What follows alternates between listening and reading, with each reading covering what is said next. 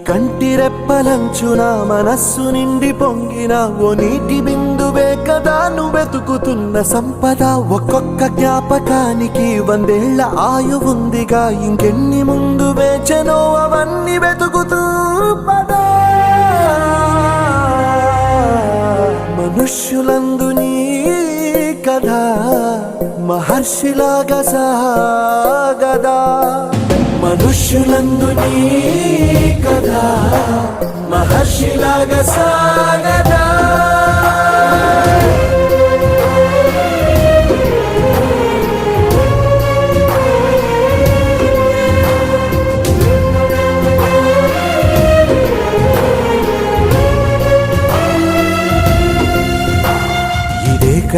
ఇదే కదా నీ కదా, ముగింపు లేనిదై సదా సాగదా.